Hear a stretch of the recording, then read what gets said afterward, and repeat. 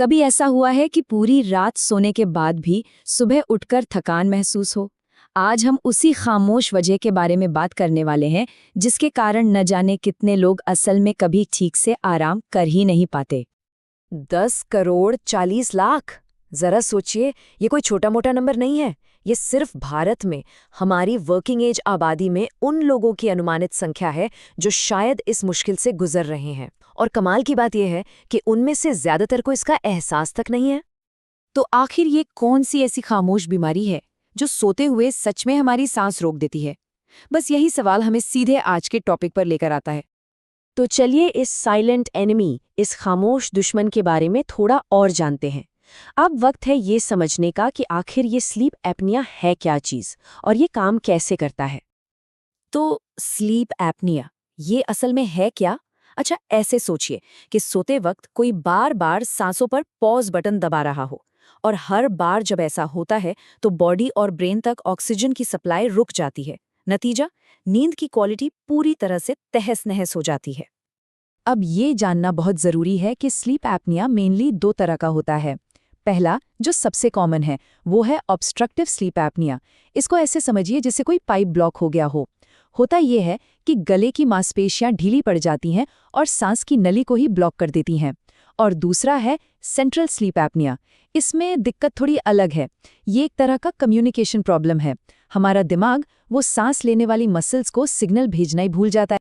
तो ठीक है, ये क्या है ये तो समझ आ गया, पर सवाल ये है कि ये होता क्यों है। देखिए, इसके पीछे कई कारण हो सकते हैं।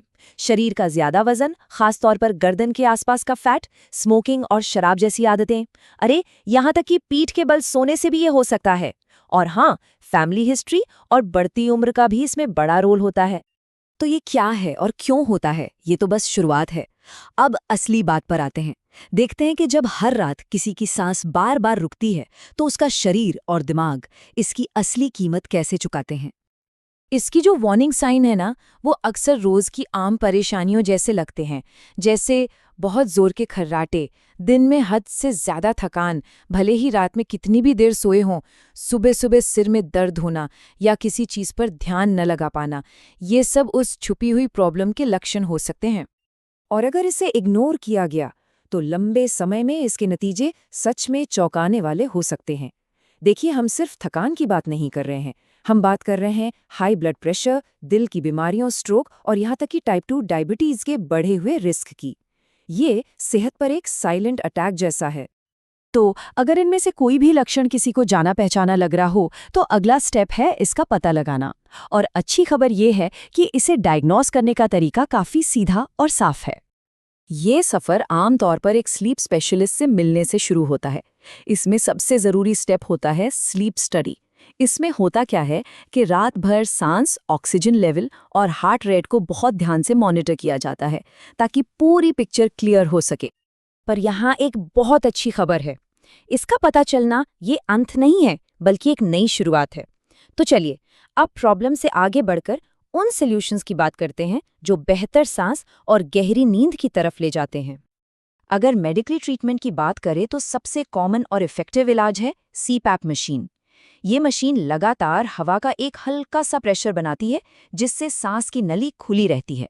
इसके अलावा कुछ ओरल अप्लायंसेस भी आते हैं जो जबड़े को सही पोजीशन में रखते हैं, और कुछ खास मामलों में बनावट की दिक्कत को ठीक करने के लिए सर्जरी भी एक ऑप्शन होता है। मेडिकल ट्रीटमेंट तो है ही, पर लाइफस्टाइल में छोटे छोटे बदलाव भी बहुत बड़ा और पॉजिटिव असर डाल सकते हैं।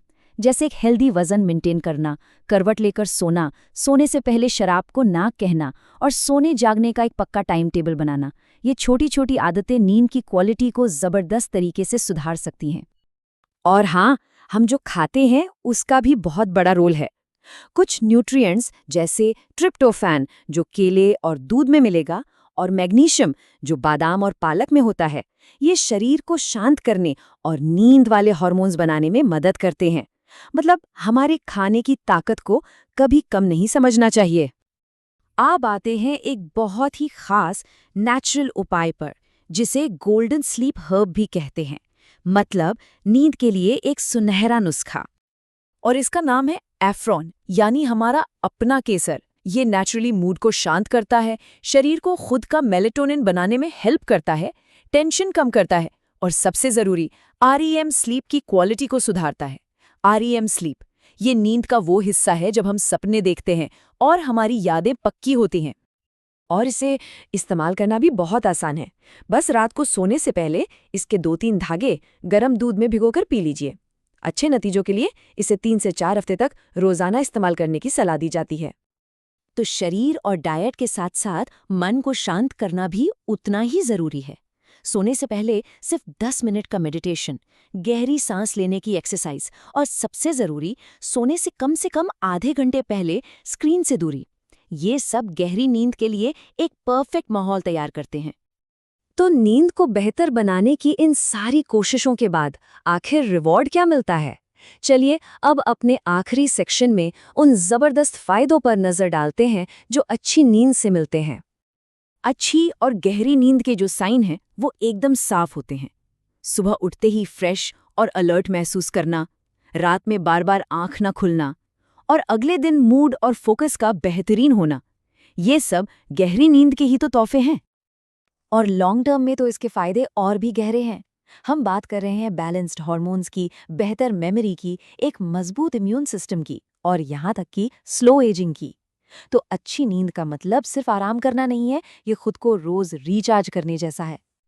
तो आखिर में बस यही कहेंगे कि अच्छी नींद कोई लग्जरी नहीं, ये एक सुपर पावर है। ये हमारी फिजिकल और मेंटल हेल्थ की बुनियाद है। तो सवाल ये है, क्या अपनी रातों को फिर से अपना बनाने की तैयारी है?